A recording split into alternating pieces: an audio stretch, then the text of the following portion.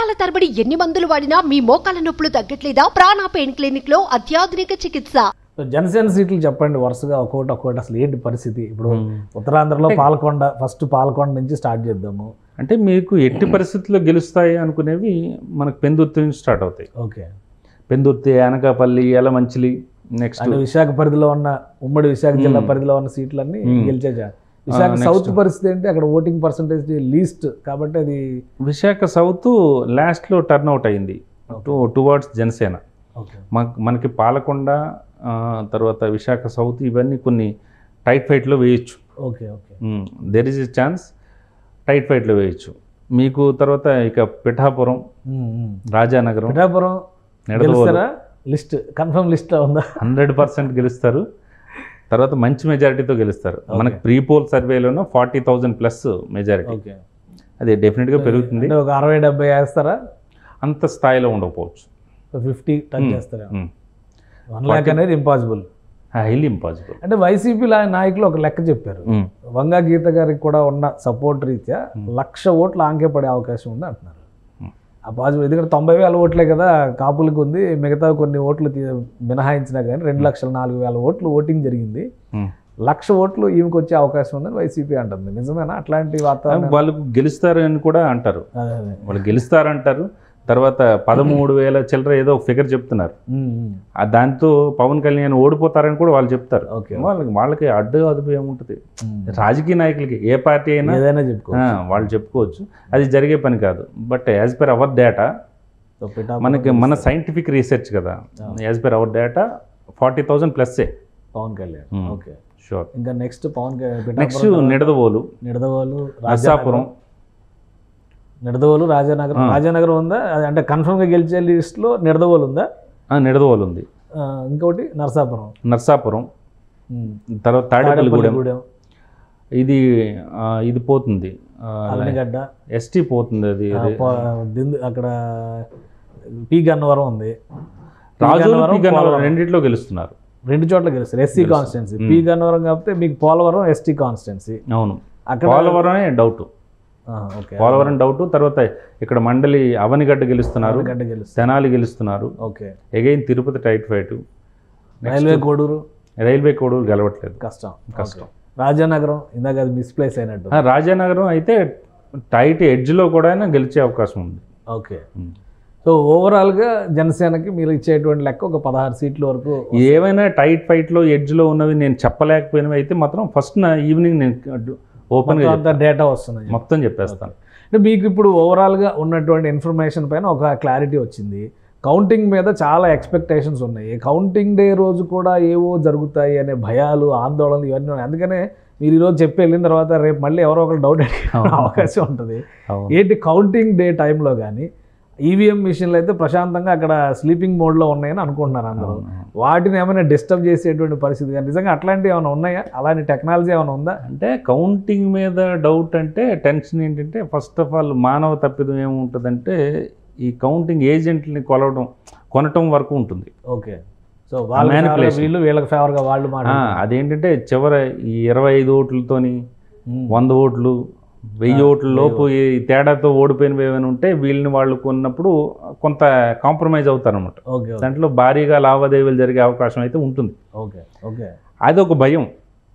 అందుకనే అలర్ట్ చేస్తున్నారు ఆ మార్జిన్ ఉంటే. ఓకే, అది అలర్ట్ చేస్తున్నారు. అది హైపోథెటికల్. ఎవడు కొంటున్నాడో ఎవడు అమ్ముడుపోతున్నాడో ఇవన్నీ మనకు అనవసరం. నెక్స్ట్ అసలు విషయం ఏంటంటే ఈవీఎంని మనం హ్యాక్ చేయొచ్చా? దాని మీద పెద్ద చర్చ అయితే జరుగుతుంది. వాస్తవానికి చెయ్యొచ్చు అనేదానికి ఒక చర్చ ఉంది, చెయ్యలేము అనేదానికి ఇంకో చర్చ ఉంది. చెయ్యొచ్చు అనేదానికి ఏంటంటే ఈవీఎం తయారు చేసేది ఒక కంపెనీ, ఆ చిప్పు ఇదంతా చేసేది ఇంకో కంపెనీ. ఆ చిప్ని తయారు చేసిన కంపెనీ మనం బేస్ చేసుకుని ఎస్పెషల్ ఆ చిప్ని మనం ట్రాక్ చేసి హ్యాక్ చేయొచ్చు అనేది ఒక చర్చ నడుస్తుంది. ఎక్కడ జరిగింది ఎక్కడ జరగలేదు ఎవ్వడికి తెలియదు. నిజానికి అందరూ కూడా హైపోథెటికల్, ఇదంతా ఊహల్లోనూ భ్రమలు తప్పితే ఎక్కడ కూడా నిరూపితం కూడా కాదా. అంటే అది ఓన్లీ ఇండియాలోనే ఆ డిస్కషన్ ఎక్కువ ఉందా, లేదా ఇప్పుడు ఈవీఎంలు చాలా చోట్ల వాడుతున్నారు కదా వేరే దేశాల్లో కూడా, సో అక్కడ కూడా ఇటువంటి చర్చ అంటే ఇప్పుడు చర్చలు జరుగుతుంటాయి. ఎందుకంటే అది ఈవీఎం నిజంగా జరిగితే ఢిల్లీలో ఆయన ఎందుకు గెలుస్తాడు అంటారు వీళ్ళు. అదే అవును, ఆయన ఎందుకు గెలుస్తాడు, ఎందుకు గెలవాలి, ఇన్ని ఈడీ కేసులు ఆ కేసులు ఈ కేసులు ఇన్ని పెట్టుకోవాల్సిన అవసరం లేదు, నేరుగా అదే పని చేస్తే అయిపోద్ది కదా. అవును, ఆ చర్చ కూడా జరుగుతుంటుంది. తర్వాత ఇంకో చర్చ ఏంటి, ఇవన్నీ కూడా హైపోథెటికల్ అండి. ఈ అసలు శాస్త్రీయబద్ధం ఈ ఒక ఇది కూడా సైంటిఫిక్ ఏమీ ఎవిడెన్స్ లేదు. 100 మీటర్ల లోపు వరకు వెళ్ళి అక్కడ వరకు మనం హ్యాక్ చేయొచ్చు అనేది ఒక చర్చ. ఓకే, అందుకనే స్ట్రాంగ్ రూముల దగ్గర ఇప్పుడు గొడవలు, పులివర్తి నాని గొడవ, ఇవన్నీ కూడా స్ట్రాంగ్ రూముల దగ్గర ఆ చుట్టూ తిరుగుతున్నారు జనాలు. అదే అంటే ఇవన్నీ ఎక్కువ గ్యాప్ ఉండటంతో ఈ సమస్యలు. అంటే ఒక డౌట్ కూడా ఉంది, ఇప్పుడు రేవంత్ రెడ్డి గారి ఇంటికి 100 మీటర్ల దూరంలో ఏదో మిషనరీ పెట్టుకుని ఆయనకు వచ్చిన కాల్స్ అన్ని ట్యాప్ చేశారని విన్నారు. సో ఈవీఎంల మీద కూడా మీరు చెప్పిన 100 మీటర్ల పాలసీ అయితే కూడా మీకు ఏమవుతుందంటే వీవీప్యాట్ స్లిప్స్ ఇవి కూడా ఉంటాయి, స్లిప్స్ వస్తాయి, వాళ్ళు అది చూపిస్తారు, ఇవే కౌంట్ చేద్దాం అంటారు. సో ప్రస్తుతానికి ఓన్లీ ఒక 1% సంఖ్యలు తప్పితే 99% అయితే బిలీవబిలిటీ ఉంది, నమ్మకం విశ్వాసం చూపించవచ్చు ఈవీఎం మీద. సో కౌంటింగ్ రోజు అందరూ కూడా ప్రశాంతంగా ఉండి రిజల్ట్ ఎలా వస్తుందో ఆ టీవీల్లో పరిమితం పడొద్దు. అసలు మీ చేతుల్లో ఏమీ లేదు, అది తెలిసినంత వరకు సమస్య లేదు. నా చేతులు ఏముంది అనేది మొత్తం జీవితమే తెలిసిపోతే ఇంకేముండదు. ఒక ఆధ్యాత్మిక చింతన, ఆ రోజు ఎవడొచ్చినా మీకు ఒరిగేదేం లేదు, మీరు వేసేశారు, టెన్షన్ పడకూడదు. అడ్మినిస్ట్రేటివ్ ప్రాసెస్ లో భాగంగా ఒక అధికారి వెళ్ళి మరొక అధికారి వచ్చినట్టుగా ఒక ప్రభుత్వం మారితే ఒకవేళ అది జరుగుతుంది, అంతే. ఇదే ప్రభుత్వం కొనసాగితే మళ్ళీ వేరే అదే అంటే ప్రభుత్వం మారుతుంది, మీకు సంక్షేమ పథకాలు కూడా వస్తాయి, పేర్లు మారుస్తారు, తర్వాత కొత్త ఈ రాకెట్ సైన్స్ ఏముండదండి. ప్రభుత్వం మారుతుంది, సంక్షేమ పథకాలు మారుతాయి. వ్యక్తిగతంగా వీళ్ళు 4,000 ఇచ్చినోడు 5,000 ఇస్తాడు, అంతే, అంత మించి ఏం లేదు. మళ్ళీ అగైన్ నువ్వు కష్టపడితే తప్ప నీకు వేరే నడవదు. ఒక ఉద్యోగి అయినా, కార్మికుడైనా, కర్షకుడైనా వాళ్ళ కష్టపడితే తప్ప, పొద్దున వెళ్ళి సాయంత్రం వస్తే తప్ప అవదు. కాకపోతే మధ్యలో ఇవి ఏంటంటే అవి పెరిగిపోతున్నాయి ఇవి పెరిగిపోతున్నాయి అనేది ఒక చర్చ, ఆందోళన, అంతే. రైట్, థ్యాంక్ యూ ప్రవీణ్ గారు, మీ అభిప్రాయం తెలియజేసినందుకు. ఇది రైజ్ సర్వే అంచనాలు, ప్రీపోల్ లెక్కల ప్రకారం చూస్తే ఖచ్చితంగా కూటమికి అధికారం దక్కుతుందని చెప్తున్నారు. అలానే పోలింగ్ డే రోజు జరిగినటువంటి కొన్ని పరిణామాల తర్వాత కూటమికి కొంతవరకు మెజారిటీలు అంటే నంబర్ పెరిగేటువంటి అవకాశం ఉంది అంటున్నారు. ఇప్పుడు ఉన్నటువంటి పరిస్థితుల్లో ఎగ్జిట్ పోల్ అంచనాలు లేదా ఆఫ్టర్ పోల్ అంచనాలపైన నిషేధం ఉన్న నేపథ్యంలో 1వ తారీఖున క్లియర్ డేటా రిలీజ్ చేస్తారని రైజ్ ప్రవీణ్ గారు చెప్తున్నారు. ఎవరు గెలిచినా కష్టపడాల్సింది ప్రజలే, పాలకులు మనకి ఇచ్చేది మనం ఇచ్చినటువంటి డబ్బు నుంచి ఇచ్చే వాటా తప్పితే వాళ్ళ సొంత డబ్బులు ఎవరు.